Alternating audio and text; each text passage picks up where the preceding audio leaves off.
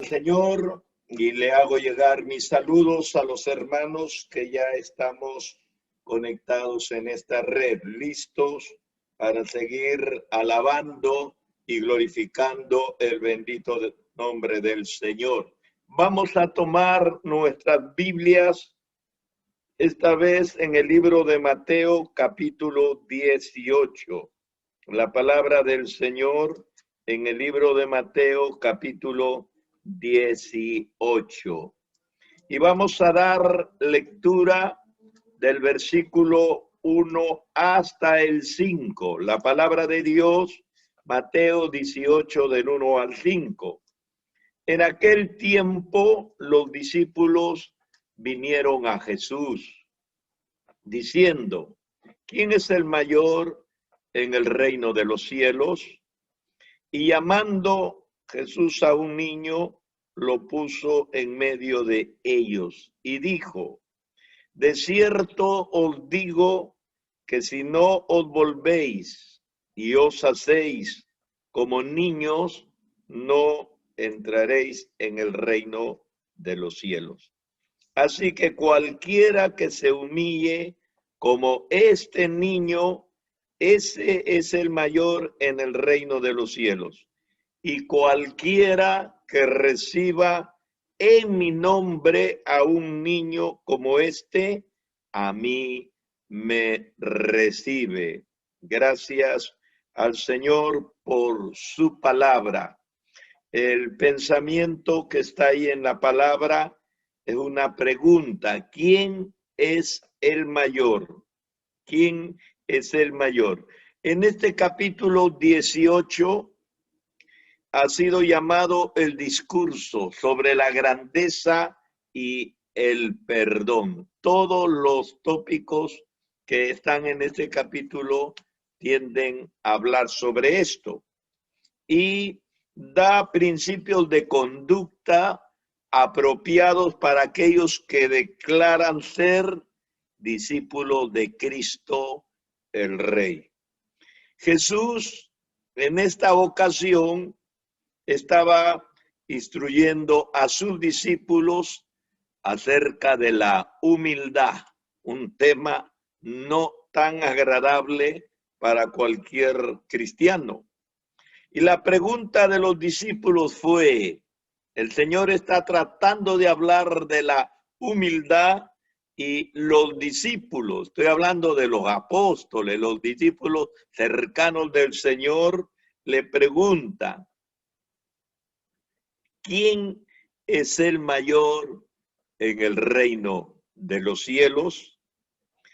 Y el mismo hecho de que hicieran esta pregunta mostraba que los discípulos no tenían ni la más remota idea de lo que era el reino de los cielos. Y me preocupa porque hay mucha gente en las iglesias que, a pesar de estar convertidos y buen tiempo asistiendo y siendo miembros en la iglesia, todavía no pueden ubicarse en el verdadero concepto y pensamiento del reino de Dios. Jesús dijo: si no os volvéis y hacéis como niños.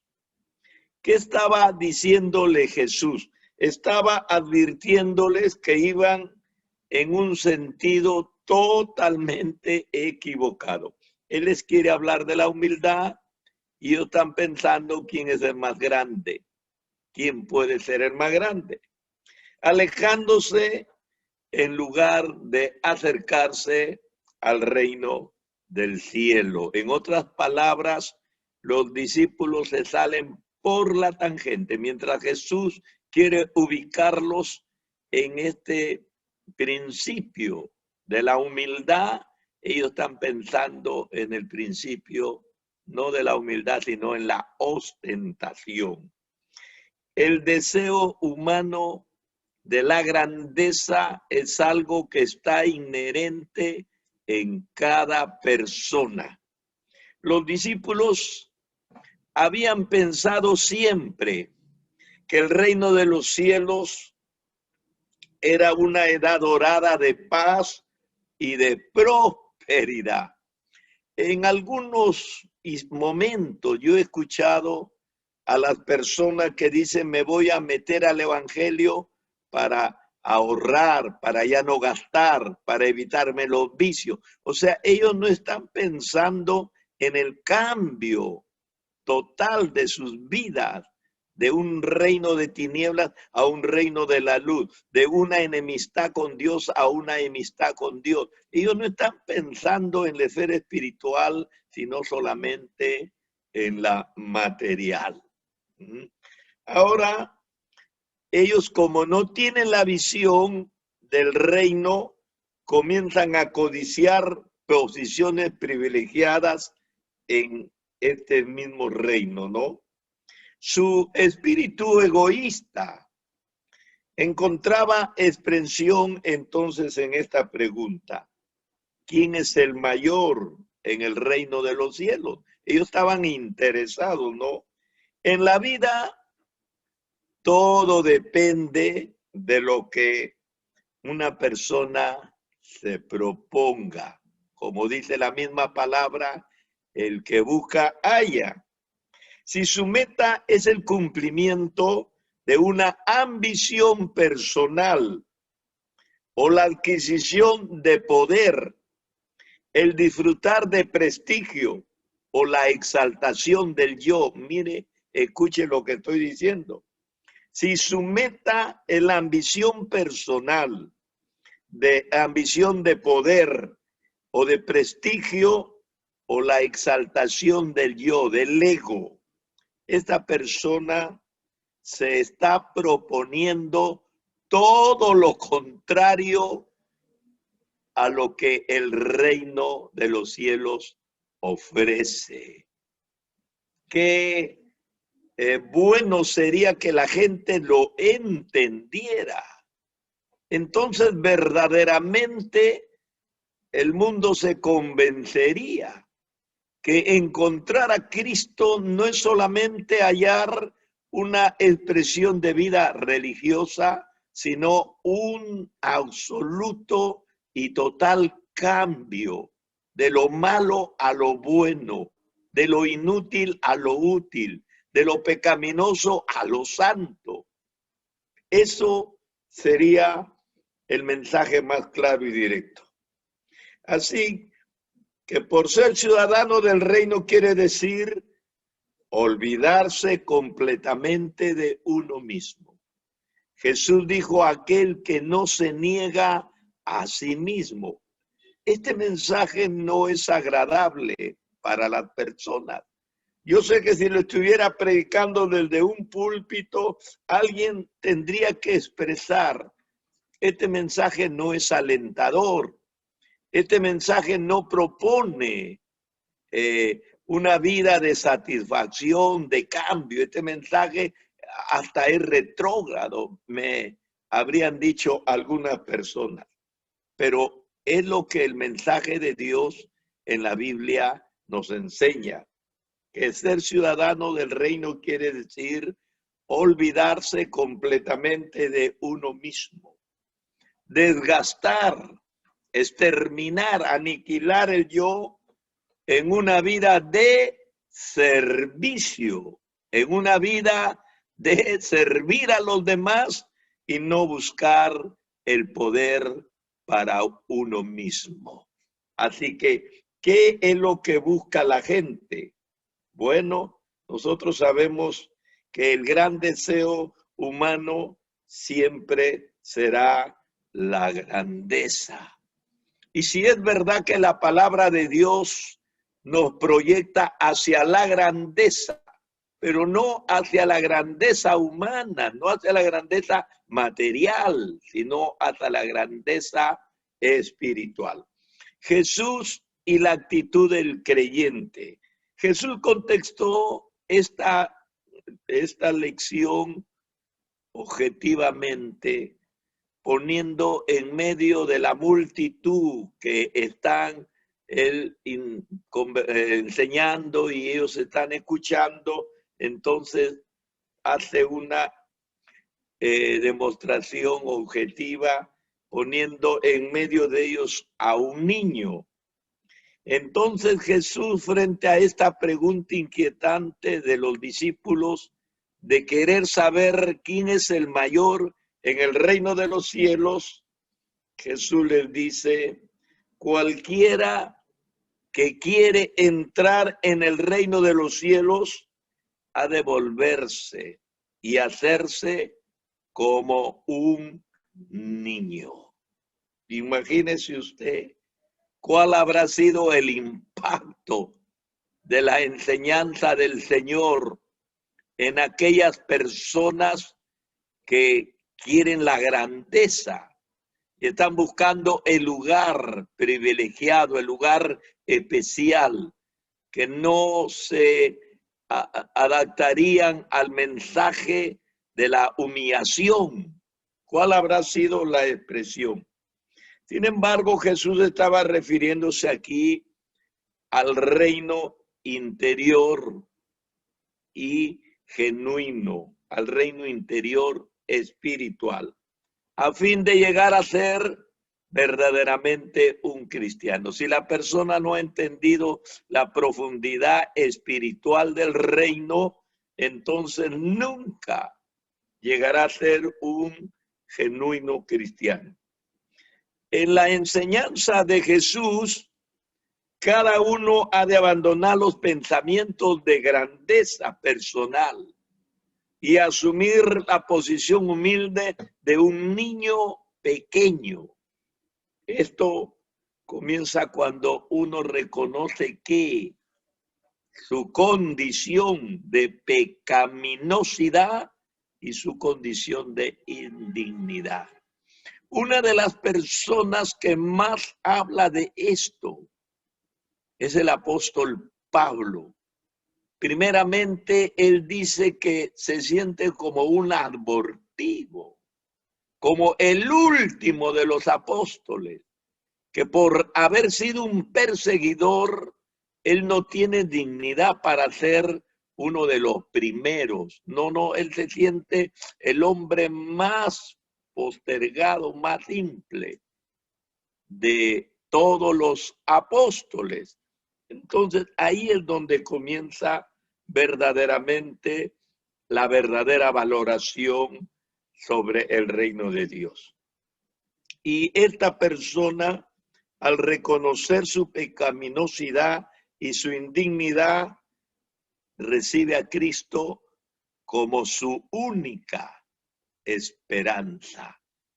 Recordamos las palabras del apóstol Pedro, cuando Jesús predica un mensaje fuerte y los discípulos comienzan a abandonarle y solo se quedan los 12 más cercanos, y Jesús les hace la sugerencia y la invitación que si ellos querían también pueden irse. Pedro, desesperado, pregunta: ¿a quién iremos? ¿A quién iremos? Pedro siente que no tiene ninguna otra esperanza fuera de Jesús. Entonces está verdaderamente entendiendo que fuera del reino de Cristo no hay esperanza para ningún ser humano. Esta actitud la mostró Pedro, pero qué pena que aunque nosotros también podamos mostrarle, son como expresiones aisladas. No es el carácter genuino de la persona, sino son expresiones muy esporádicas.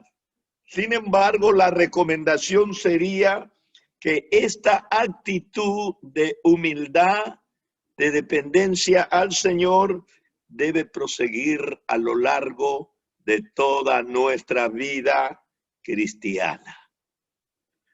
Pedro lo entendió recién cuando ve a Jesús resurrecto y cuando en el aposento alto, después de 10 días de estar orando, y llegar a la fiesta de Pentecostés, ellos son llenos del Espíritu Santo. Entonces, ahí lo entendió. Recién entiende lo que significa el gobierno de Dios en la vida de los hombres.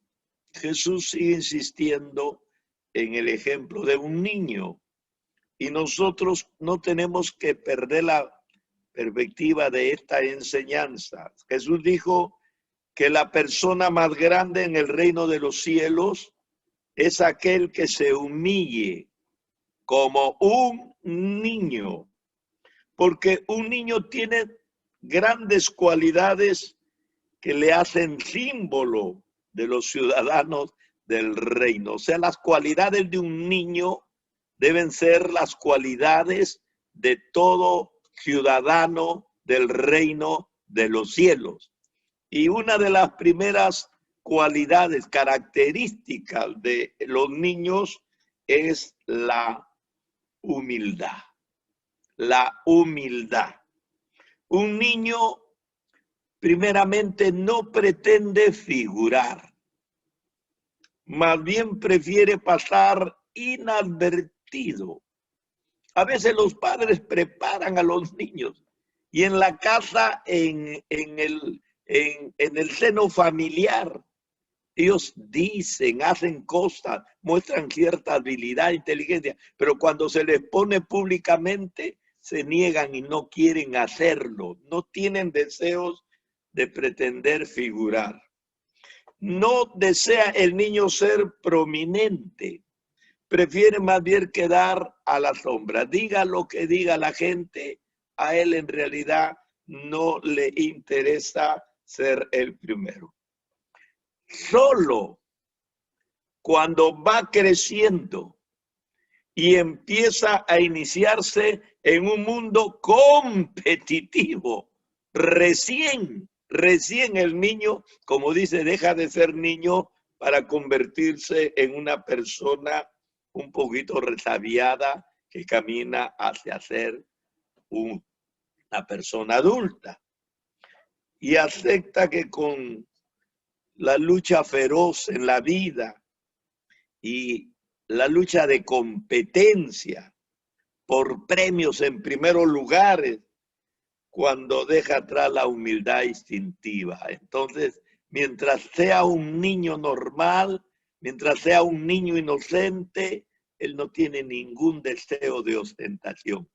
Instintivamente, en su naturaleza y toda expresión que pueda hacer, siempre será la expresión de humildad. Un niño, por eso es que las características de un niño, dijo Jesús, deben ser las características de los pobladores del reino de los cielos. Segundo, la dependencia del niño. Para el niño, un estado de dependencia es completamente natural. Nunca cree que puede enfrentarse solo en la vida. Si dejaran a un niño en la calle, se pone a llorar. Si el niño se extravía, lo primero que hace es ponerse a llorar y llamar papá, mamá o a la persona más cercana que lo está criando, ¿no? Se siente dependiente del familiar más cercano. Entonces, con ser totalmente dependiente, él se siente feliz. No le importa que digan, tú quieres estar en la falda de tu mamá solamente. El niño se aferra a la mamá, no le importa. Aunque lo castiguen, está aferrado llorando. Él le agrada ser dependiente de los que le quieren y de los que le cuidan. Si aceptáramos el hecho de nuestra dependencia de Dios, ¿por qué lo digo? Porque en muchas congregaciones, a veces en la euforia de la predicación, ¿no? El espíritu exaltado del pastor toma pasajes de la Biblia que son confrontativos y a veces lesiona la susceptibilidad de algunas personas muy escrupulosas. Entonces, esa persona se siente molesta y dice, yo ya no vuelvo a esta iglesia. Me han ofendido, ya no vuelvo. Que se han creído que yo soy un cualquiera. No aceptan que verdaderamente nuestra vida depende totalmente de Dios. Si lo aceptáramos, entonces entraría en nuestra vida una nueva fuerza y una nueva paz espiritual. Pero desgraciadamente es difícil que la persona quiera depender totalmente de Dios. Es difícil. La tercera característica es la confianza. Mire, ya tenemos la humildad, tenemos la dependencia, ahora tenemos la confianza. Los apóstoles quieren saber quién es el mayor y Jesús quiere demostrarles quién debe ser el más humilde.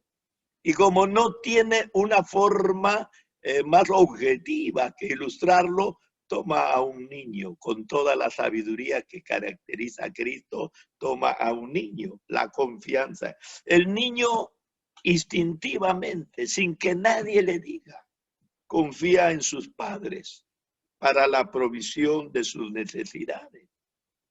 Totalmente.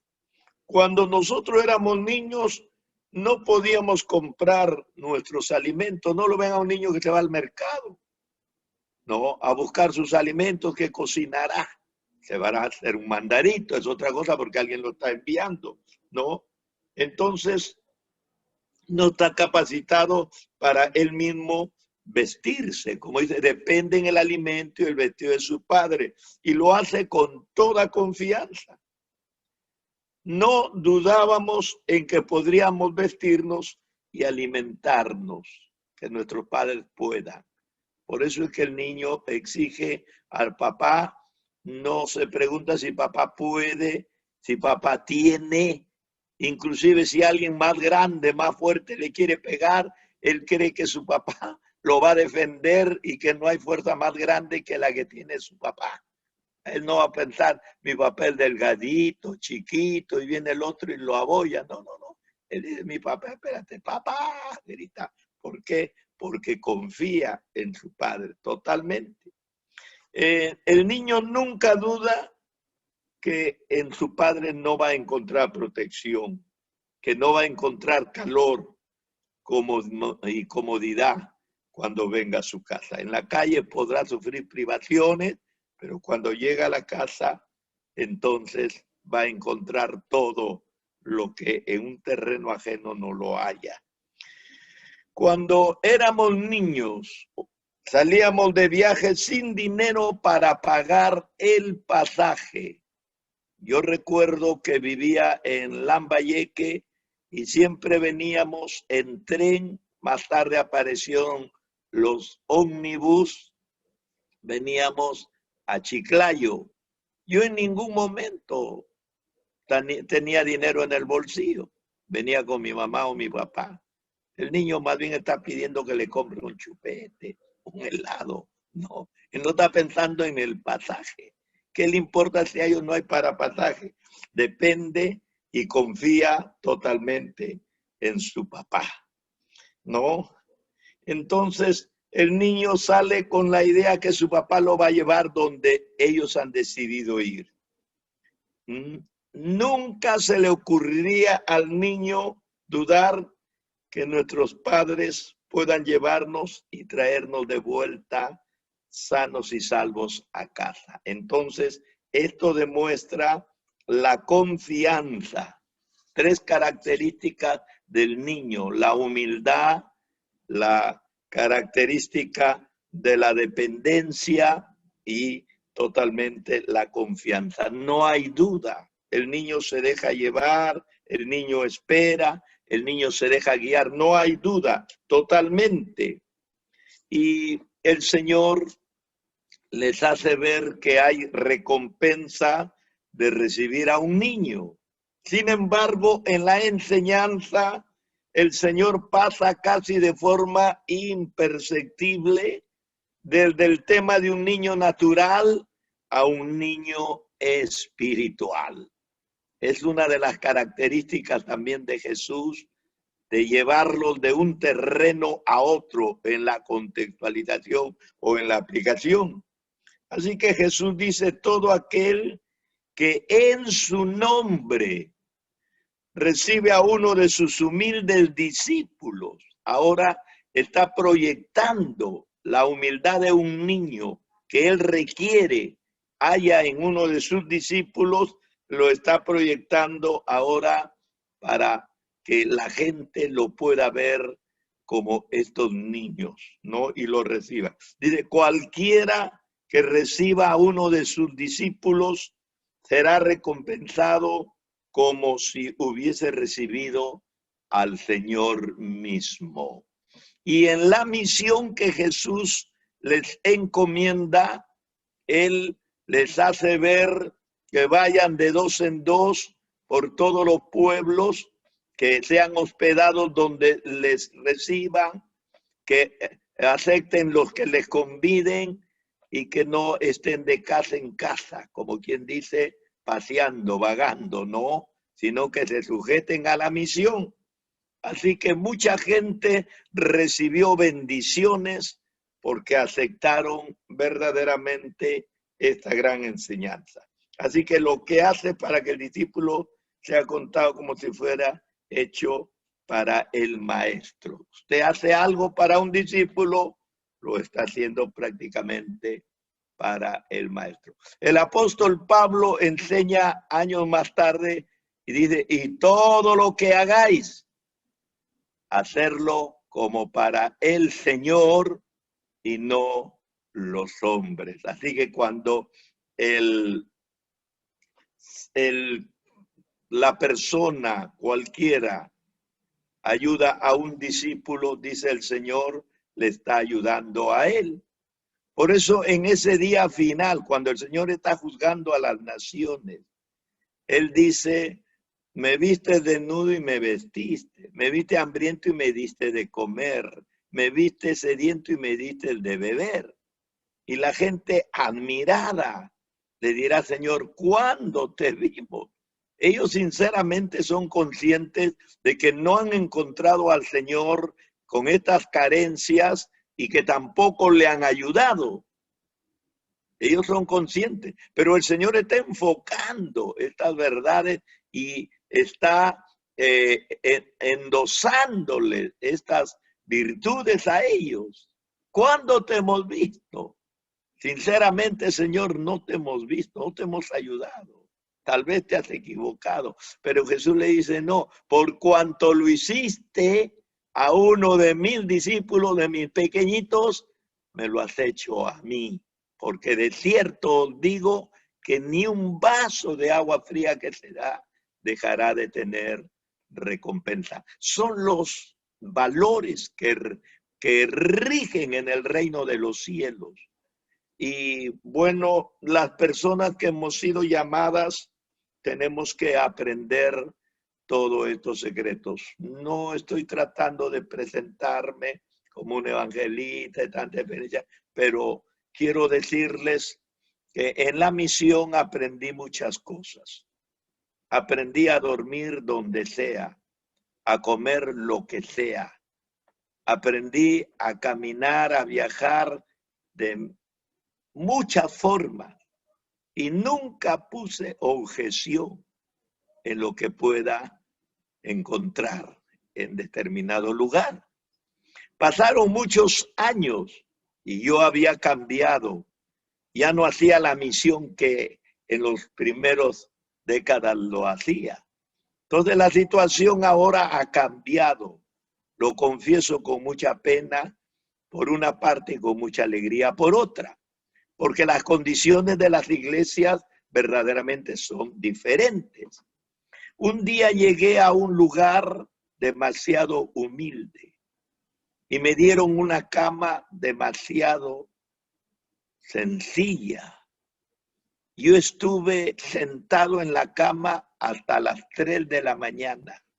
No me atrevía siquiera a abrir la frazada y acostarme. Me sentía mal. Entonces, lo único que llegué a atinar a hacer esto, Me arrodillé encima de la cama sin abrirla y comencé a orar.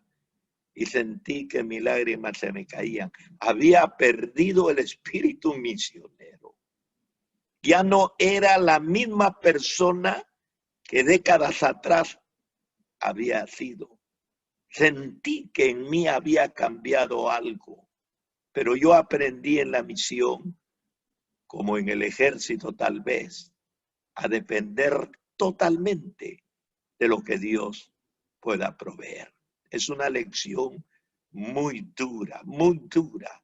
En algún momento he conversado con algunas personas y en algún momento he callado porque no me van a creer, tal vez, si uno cuenta todo lo que ha vivido, ¿no? Bueno, entonces el Señor está hablando de humildad. Y yo en esta tarde he comenzado este capítulo porque ya les digo, este capítulo está hablando sobre la humildad. ¿Ah? Entonces, como que no, yo pensaba del Evangelio otra cosa. No, yo pensaba que era diferente. El Señor no trata de darnos la gloria en la tierra. En la tierra es el momento de la prueba, del valle de sombra. Toda la gloria del reino del Señor está en la eternidad, donde no habrá más sombra, no habrá más muerte, no habrá más dolor. Todas las cosas primeras han pasado. Bien, según la tradición, terminando ya este pasaje, dice que el niño que tomó Jesús para su enseñanza ese día era Ignacio de Antioquía. Antioquía es la segunda base eclesial después de Jerusalén. Y Antioquía verdaderamente fue Ignacio encumbrado como un gran líder de esta iglesia. Así que Ignacio, siendo un niño en el tiempo de Jesús, llegó a ser más tarde una gran figura de esta iglesia. Y llegó a ser un gran escritor. Y finalmente Ignacio fue un mártir porque murió por su fe. Así que Ignacio recibió el apodo de Teóforos, que quiere decir cargado o llevado por Dios. Entonces la tradición dice, ese niño que Jesús utilizó, pues fue Ignacio, el hombre que se hizo muy grande en la iglesia de Antioquía, como hubiera sido el apóstol Pablo, ¿no? Bueno, es la tradición, no estamos diciendo que está en la palabra de Dios. Hay otra tradición. La otra tradición dice que el niño que Jesús ha puesto para la enseñanza pudo haber sido el hijo de Pedro, Pedro el apóstol, ¿no?